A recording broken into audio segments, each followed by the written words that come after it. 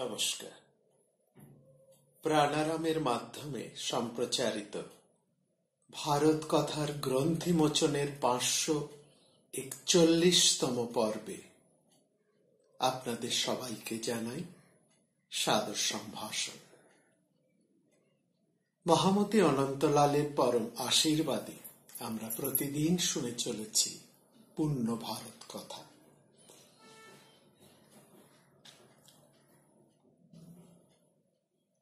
দুর্যোধনের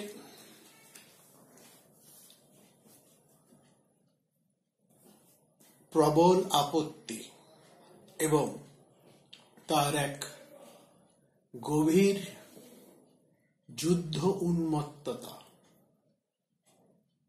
এই কারণে পাণ্ডব এবং কৌরব কুলের মধ্যে শান্তি প্রচেষ্টার যে বাতাবরণ, যে উদ্যোগ চলছিল, তা প্রায় নষ্ট হতে বসেছে। সেই জন্যই আমরা দেখছি শ্রীকৃষ্ণ তিনি নিজেই শান্তির প্রস্তাব নিয়ে হস্তিনাপুরে যাবার সিদ্ধান্ত নিয়েছেন। এদিকে যুধিষ্ঠির সঙ্গতভাবেই মহারাজ ধৃতরাষ্ট্রের অন্যায় ব্যবহারে গভীর ব্যথিত এবং বিরক্ত। আমরা দেখেছি ইতিপূর্বে দ্রুপদের পুরোহিত এবং সঞ্জয়, এই দুইজন যথাক্রমে পাণ্ডব এবং কৌরবদের পক্ষ হতে যে দৌত্য কর্মে উপস্থিত হয়েছিলেন, এবং সেখানে এদের উপস্থিতির পর এটা অন্তত স্পষ্ট হয়ে গেছে যে ইন্দ্রপ্রস্থ তো নয়, 5খানা গ্রামও নয়, দুর্যোধন সুচাগ্র মেদিনী পর্যন্ত দিতে প্রস্তুত নন। আর ধৃতরাষ্ট্র মুখে যতই শান্তির কথা বলুন না কেন, তিনি তার অন্যায় পুত্রকেই সমর্থন করে চলেছেন এবং ভবিষ্যতেও তিনি তাই করে যাবেন, এটা স্পষ্ট। এমতো অবস্থায় যুধিষ্ঠির কৃষ্ণকে বললেন, তুমি তো সবই লক্ষ্য করছো কৃষ্ণ, সবই দেখেছ। আমরা এতদিন আমাদের রাজ্য সম্পদ থেকে বঞ্চিত হয়ে আছি, রাজ্য ভ্রষ্ট হয়ে আছি, এবং সুদীর্ঘকাল পাশা খেলার শর্ত অনুসারে সমস্ত সত্য রক্ষা করার পরেও আমি কেন আমার সম্পত্তির থেকে বঞ্চিত হব? এখন যে অবস্থা, তাতে যদি বিনাশ উপস্থিত হয়, তাহলেও আমাদের ক্ষত্র ধর্ম অনুসারে আমরা তো ভিক্ষাবৃত্তি অবলম্বন করে থাকতে পারি না, অন্য কোনো বৃত্তিও আমরা গ্রহণ করতে পারি না। অতএব যত খারাপই হোক না কেন, ক্ষত্রিয় বৃত্তি অর্থাৎ যুদ্ধ আমাদের করতেই হবে, এবং সেখানে আমাদের যদি বিনাশও হয় সেও বরং শ্রেয়, কিন্তু কোনো অবস্থাতেই আমাদের পিতৃরাজ্য বা আমাদের যথার্থ রাজ্যাংশ আমরা ছেড়ে দিতে পারি না। আমাদের দাবি, উপযুক্ত দাবি ছেড়ে দেওয়ার অর্থই আত্মহত্যার শামিল, সেটা কখনোই সম্ভব নয়।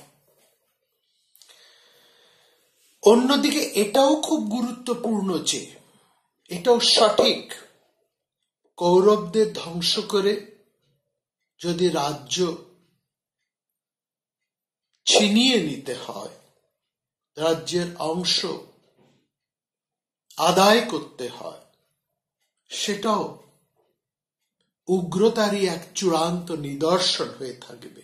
কারণ যুদ্ধে লোকক্ষয় উভয় পক্ষেরই ক্ষতি এবং অমঙ্গলই ডেকে আনে।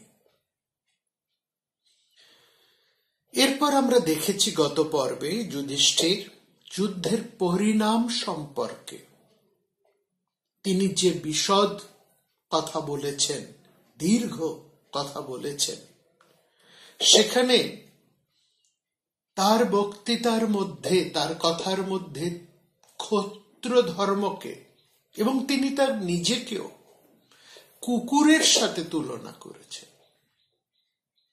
দুই ক্ষত্রিয় যখন যুদ্ধ উন্মত্ত হয়ে পরস্পরের বিরুদ্ধে এসে দাঁড়ায়, তাদের আচরণটা এক টুকরো মাংসের জন্য বিবাদমান দুই হিংস্র কুকুরের মতনই দেখতে লাগে।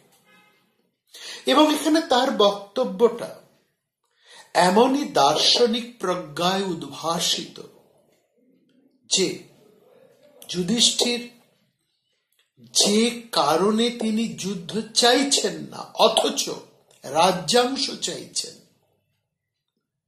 এই দুয়ের মধ্যে ব্যক্তি স্বার্থ এবং সার্বজনীন এক হিত প্রবৃত্তি দুটি বিপরীত সূচনায় পৃথকভাবে সমুপস্থিত হয়ে রয়েছে। এবং এখানে আমরা দেখছি এই যে ভাবনা, যেখানে যুধিষ্ঠির স্বধর্মচ্যুত হতে চাচ্ছেন না, তিনি যুদ্ধ করতে প্রস্তুত, অথচ লোকক্ষয় জ্ঞাতিক্ষয় উভয় পক্ষের বিপুল ক্ষতি এবং এই যুদ্ধের পরিণাম যুদ্ধ শেষেও থেমে যাবে না, তা আর সুদূর প্রসারী, তার প্রভাব সুদূর প্রসারী। এই যে বিপরীত দুটি ভাবে দাঁড়িয়ে আছে, কোনটাই ফেলে দেওয়ার নয়, অথচ একটিকে আদায় করতে হলে, একটিতে স্থিত হতে গেলে আরেকটিও অবশ্যম্ভাবী। সেখানে তার স্বধর্ম পালনের অসংশয়ী বার্তা যেমন স্পষ্ট, একই সাথে তার বিশাল অন্তঃকরণের পরিচয়টিও এক মানবতাবোধের পরিচয়ও কিন্তু এখানে পরিস্ফুট। সবশেষে যুধিষ্ঠির কৃষ্ণকে জানালেন, দেখো কৃষ্ণ, আমাদের বাসস্থানের প্রয়োজন। ক্ষত্রিয় হিসেবে আমরা বনে বনে বিচরণ করতে পারি না, আবার যুদ্ধ কাম্য নয়। এরকম একটা দ্বৈরথ সংকটে তুমি ছাড়া কে আমাদেরকে উদ্ধার করতে পারে? যুধিষ্ঠিরের বক্তব্য শোনার পর আমরা দেখলাম শ্রীকৃষ্ণ পাণ্ডব এবং কৌরব উভয় পক্ষের স্বার্থ রক্ষার নিমিত্তে, তাদের মঙ্গলের জন্য, তাদের কল্যাণের জন্য শান্তি প্রস্তাব নিয়ে হস্তিনাপুরের কুরুসভায় যাওয়ার সিদ্ধান্ত নিলেন। যুধিষ্ঠির সঙ্গে সঙ্গে দুর্যোধনের দিক থেকে শ্রীকৃষ্ণের অসম্মান এবং ক্ষতি হবার আশঙ্কাও কিন্তু প্রকাশ করলেন। এখানে আমরা দেখছি শ্রীকৃষ্ণ তিনি নিজের সিদ্ধান্তে অটল এবং উভয় পক্ষের হিত এবং বিপুল লোকক্ষয় বন্ধ করার জন্য যা কর্তব্য তা করতে তিনি দৃঢ় প্রতিজ্ঞ। কৃষ্ণকে তার আপন সিদ্ধান্তে অটল দেখে যুধিষ্ঠির তাকে অনুরোধ করলেন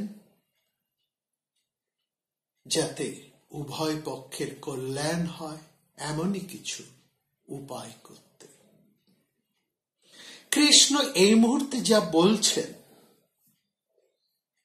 এবার আমরা সেটা লক্ষ্য করব। কৃষ্ণ কি বলছেন, কেন তিনি তার অসম্মান হতে পারে, দুর্যোধন কিংবা কৌরবদের তরফ হতে তার প্রতি কোনো বিপদের আশঙ্কা ঘটতে পারে, এটা তিনি উড়িয়ে দিচ্ছেন না। তিনি জানেন যে তার প্রস্তাব বর্জিত হতে পারে, তারা দুর্যোধন গ্রহণ নাই করতে পারে এবং গ্রহণ না করার সম্ভাবনাটাই বেশি। শুধু তাই নয়, দুর্যোধন তাকে শুধু অসম্মান নয়, তাকে অন্যান্য ভাবে অন্য কোনো উপায়ে আক্রমণ করতে পারে। তবু তিনি যে কথা বলছেন, তিনি যে কথাটা এখন বলবেন, সেই কথাটাকে যদি আমরা মন দিয়ে শুনি তাহলে আমরা লক্ষ্য করব এই কথার মধ্যে, শ্রীকৃষ্ণের এই সিদ্ধান্তের মধ্যে, যে সিদ্ধান্ত তিনি নিতে চলেছেন তার রাজনৈতিক দূরদর্শিতা, তার রাজনৈতিক প্রাজ্ঞতা এবং ভবিষ্যৎ পরিস্থিতি সম্পর্কে তার চিন্তা কতটা স্পষ্ট, কতটা স্বচ্ছ এবং তিনি কতটা দূরদর্শী। শুধু তাই নয়, একজন বিচক্ষণ রাজনৈতিক নেতা হিসেবে তার ভাবনা কতটা সুদূর প্রসারী। তিনি কৃষ্ণ বলছেন, দুর্যোধন আমাকে অপমান করতে পারে। আপনি ঠিকই বলেছেন মহারাজ যুধিষ্ঠির, দুর্যোধন আমাকে অপমান করতে পারে, অনেক অন্যায় আচরণও করতে পারে, এমনকি আমার প্রস্তাব নাকচ করে দিতে পারে। কিন্তু পাণ্ডব পক্ষ থেকে আমি শান্তির প্রস্তাব নিয়ে যাওয়ার পর সেই প্রস্তাব যদি দুর্যোধন অস্বীকার করে, অগ্রাহ্য করে, তাহলেও সেটা আমাদের পক্ষে বিরাট জয়। সেটা আমাদের পক্ষে সবচাইতে দামি, মূল্যবান, এই কারণে যে ভাবী যুদ্ধের জন্য, আসন্ন মহাভারতের যুদ্ধের জন্য ভবিষ্যতে কেউই কখনোই আমাদের অর্থাৎ পাণ্ডবদের দায়ী করতে পারবে না। যে জ্ঞাতি বিধ্বংসী, জ্ঞাতি নাশকারী যে যুদ্ধ সংগঠিত হতে চলেছে, অন্তত তার জন্য পাণ্ডবদেরকে কেউ দায়ী করতে পারবে না, নিন্দা করতে পারবে না। ঠিক আমি এই কথাটাই বোঝাবার জন্য আমি ওখানে যেতে চাই, আর সেটা হলো শান্তির প্রস্তাব দুর্যোধন যে গ্রহণ করবেন না সেটা আমি নিশ্চিত, আর এটা আমি জানি বলেই এই শান্তি দৌত্যের এক অনন্য তাৎপর্য রয়েছে।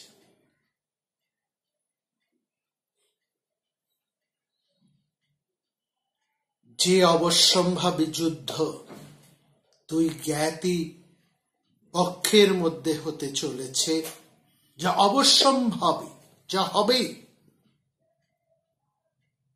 অন্তত পাণ্ডব পক্ষকে সেই জ্ঞাতি নাশের দায়, কলঙ্ক, নিন্দা হতে এই শান্তি প্রক্রিয়া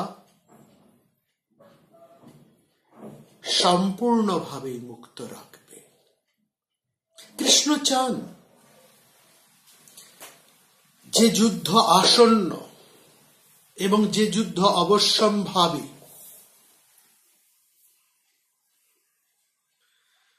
সেই যুদ্ধ দুর্যোধন, ধৃতরাষ্ট্ররা নিজেদের অন্যায় আচরণের মাধ্যমে এবং শান্তি প্রস্তাব অগ্রাহ্য করে তারাই আমন্ত্রণ করে নিয়ে আসুক, এটাই সত্য হিসাবে প্রতিষ্ঠিত থাকুক, যাতে ভাবী যুদ্ধের সম্পূর্ণ দায়টা কৌরব পক্ষের উপরই বর্তায়। অন্তত ঐতিহাসিকভাবে এটাই প্রতিষ্ঠিত হোক। এটা ঠিক, ধৃতরাষ্ট্র যুদ্ধ চাইছেন না, তিনি শান্তি চাইছেন, কিন্তু এই শান্তি চাওয়ার বিনিময়ে তিনি পাণ্ডবদের ঋতরাজ্য, রাজ্যাংশ কিংবা 5টি গ্রামও দিতে চাইছেন না। অর্থাৎ দুর্যোধনকেই তিনি সমর্থন করে যাচ্ছেন, মুখে শান্তি শান্তি চাইছেন। তিনি এমন ভাবে সর্বত্র এই ভাবটা ছড়িয়ে দিতে চান কৌশলে, যে ধৃতরাষ্ট্র অন্তত বলতে পারবেন আমরা যুদ্ধ চাইনি, পাণ্ডবেরাই যুদ্ধ করেছে। আর এটা ঠিক, এটা ঠিক যে পাণ্ডবেরা চিরকাল বনে বাস করতে পারেন না ক্ষত্রিয় হিসাবে, তাদের রাজ্যাংশ তাদের পেতেই হবে, তাদের একটা বাসস্থানের প্রয়োজন। আর এই বাসস্থান, তাদের রাজ্যাংশ, এটা তাদের ধর্ম অনুসারে প্রাপ্য। ধর্ম অর্থে এখানে আয়, তাদের রাইট, অধিকার। ধর্মের অর্থে এখানে অধিকার। কিন্তু এই অধিকার পেতে হলে ধৃতরাষ্ট্রের কাছ থেকে সেই অধিকার ছিনিয়ে নিতে হলে যুদ্ধ ছাড়া অন্য কোনো উপায় নেই। সুতরাং পাণ্ডবদের যুদ্ধে নামতেই হবে। আর তখন ধৃতরাষ্ট্র বলবেন আমি তো শান্তি চেয়েছি, যুদ্ধ করেছে পাণ্ডবেরাই। এটাই তিনি সেই কৌশলটাকে সম্পূর্ণ নস্যাৎ করে দেবার জন্যই শ্রীকৃষ্ণের এই শান্তি প্রস্তাব। কারণ শ্রীকৃষ্ণ খুব ভালো করেই জানেন যে শান্তির প্রস্তাব কোনোভাবেই ধৃতরাষ্ট্র বা দুর্যোধন, বিশেষ করে দুর্যোধন, কোনোভাবেই তা গ্রহণ করবেন না। সুতরাং তার অপমান হবার ভয় থাকলেও, অসম্মান হবার সঠিক সম্ভাবনা থাকলেও, এমনকি তার সেখানে বড় কোনো বিপদ ঘটতে পারলেও তাকে এই শান্তির প্রস্তাব নিয়ে তাকে সেখানে যেতে হবে। আর এইটার মাধ্যমেই তিনি প্রতিষ্ঠা করতে পারবেন যে অন্তত পাণ্ডবেরা এই যুদ্ধের জন্য দায়ী নয়। শান্তি দৌত্যের এই তাৎপর্যটুকু স্পষ্ট করার পর শ্রীকৃষ্ণ কিন্তু যুধিষ্ঠিরকে বললেন, তিনি কুরুসভায় গিয়ে দুপক্ষের এই কথাই সঠিকভাবে তুলে ধরবেন। অর্থাৎ পাণ্ডবদের কথার সাথে সাথে কৌরবদের কথাও। পাণ্ডবদের অধিকার এবং কৌরব তথা দুর্যোধনের অন্যায় আচরণের কথা তিনি তুলে ধরবেন যথাযথভাবে, এবং সেই সঙ্গে শান্তির প্রয়াসেও কোনো ত্রুটি রাখবেন না। কিন্তু এখানে তো এই প্রশ্ন থাকবেই, দুর্যোধন যে ধরনের মানুষ, তার অন্যায়ের কথা, তার অন্যায় আচরণের কথা তুলে ধরলে তিনি কি রেয়াত করবেন শ্রীকৃষ্ণকে? তিনি কি শ্রীকৃষ্ণের শান্তি প্রস্তাব মেনে নেবেন, না শ্রীকৃষ্ণকে তিনি পত্র পুষ্পের সম্মান, নতশিরে সম্মান জানাবেন? কখনোই সেটা করবেন না। তাহলে লক্ষ্য করুন শ্রীকৃষ্ণের বক্তব্যের মূল সূত্রটি। তিনি চান যুদ্ধ হোক, কারণ যুদ্ধ ছাড়া তার লক্ষ্য পূরণ হবে না। আর অন্যদিকে তিনি এটাও চান যুদ্ধের দায় যেন কোনোভাবেই পাণ্ডবদের উপরে না নেমে আসে। সুতরাং যাবার প্রাক মুহূর্তে যুধিষ্ঠিরের কাছে যুদ্ধের আশঙ্কাটাই তিনি জিয়ে রাখলেন। বললেন, আপনি যুদ্ধের জন্য সর্বতভাবে প্রস্তুত থাকুন, কারণ সেটাই বাস্তব। এবং দায়িত্বহীন ভাষায় তিনি জানালেন, দুর্যোধনের মতন অনাচারী ব্যক্তিকে কিছুতেই বাঁচতে দেওয়া যাবে না, কোনো ক্ষমা নেই তার। আর এই ব্যাপারে কোন রকম ইতস্তত করার কোনো কারণ নেই। আমরা শ্রীকৃষ্ণের এই চরিত্রটিকে, তার বক্তব্যকে, তার দূরদৃষ্টিকে, তার রাজনৈতিক প্রজ্ঞাকে আমরা এখানে সবিশেষভাবে লক্ষ্য করছি। শ্রীকৃষ্ণকে বিভিন্ন পুরাণে, উপনিষদে যোগেশ্বর বলা হয়েছে,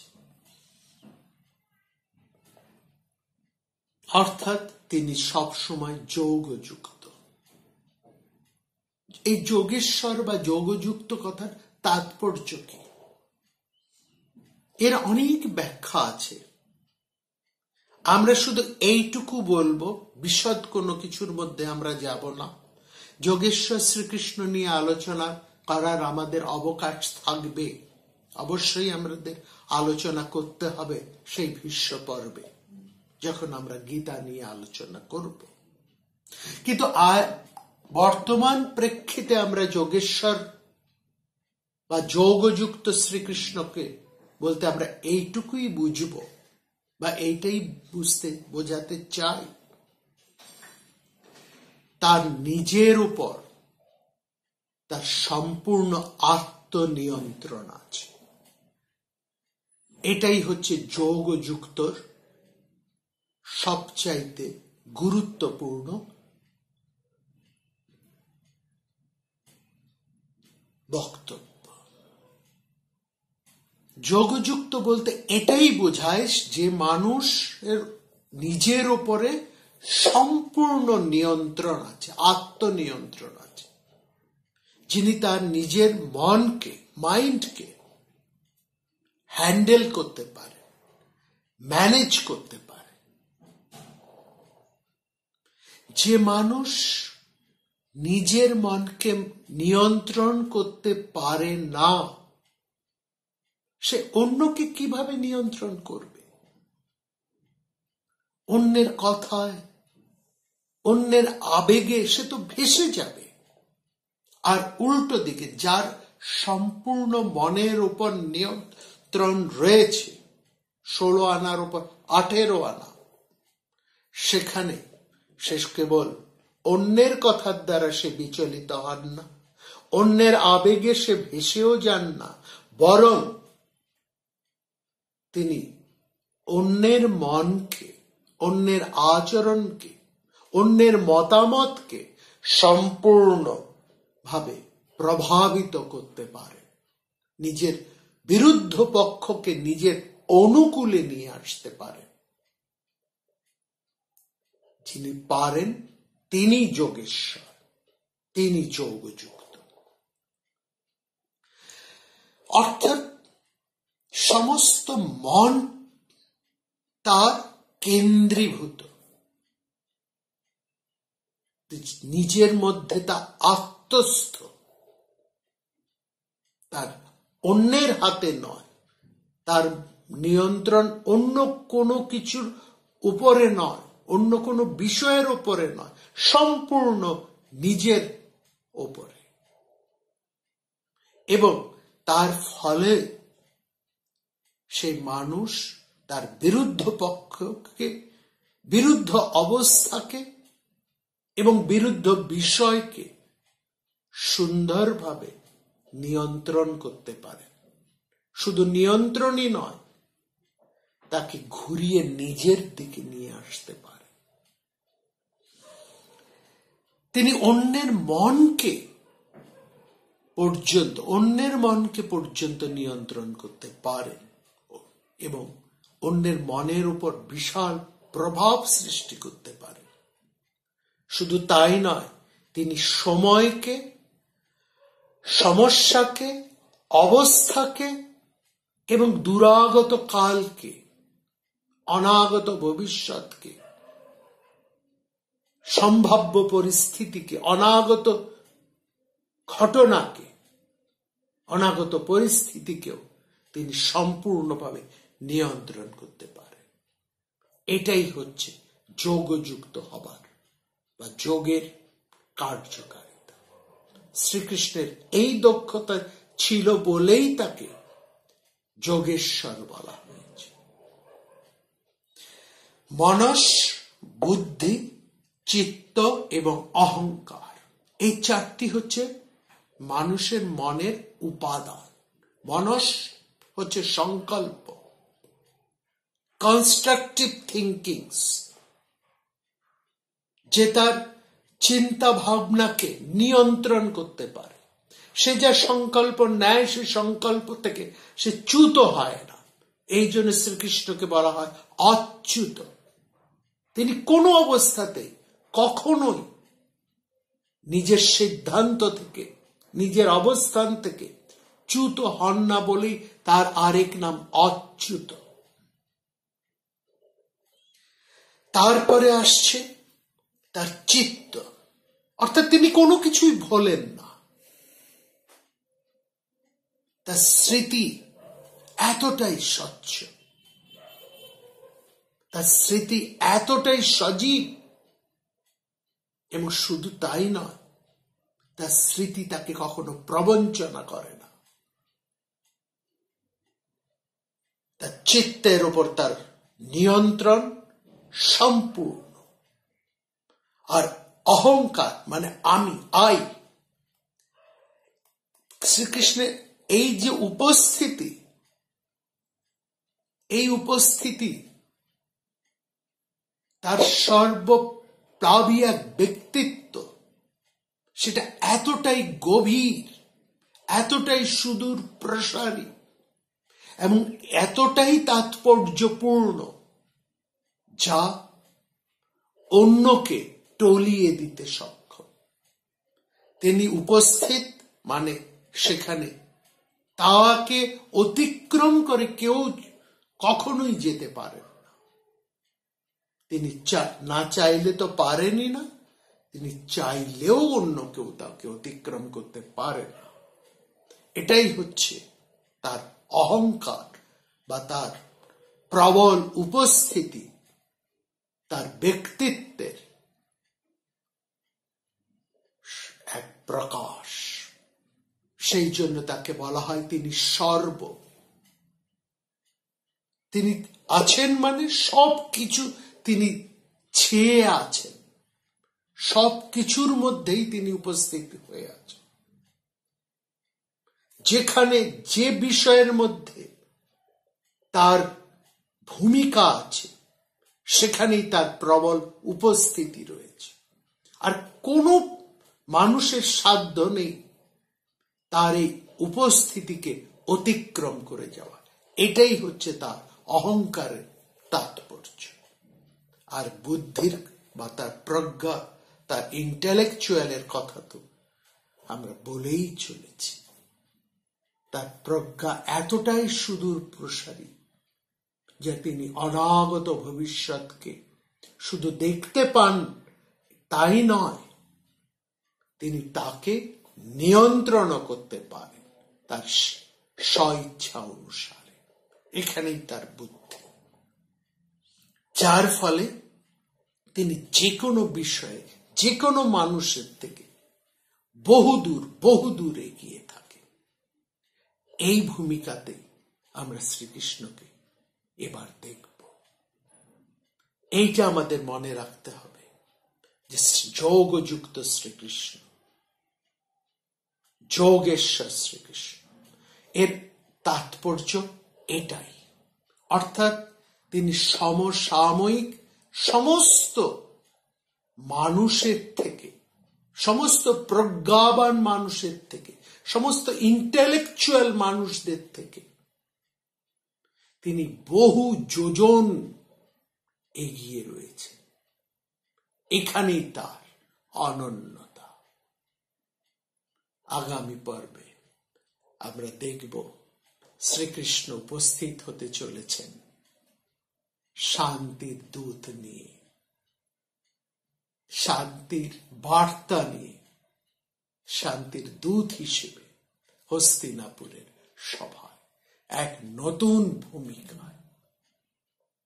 লক্ষ্য করব আমরা বিচক্ষণ কূটবুদ্ধিধারী প্রবল ব্যক্তিত্ব সম্পন্ন রাজনৈতিক প্রজ্ঞার এক অনন্য জ্বলন্ত উদাহরণকে। আগামী পর্বে দেখা হবে আপনাদের সাথে।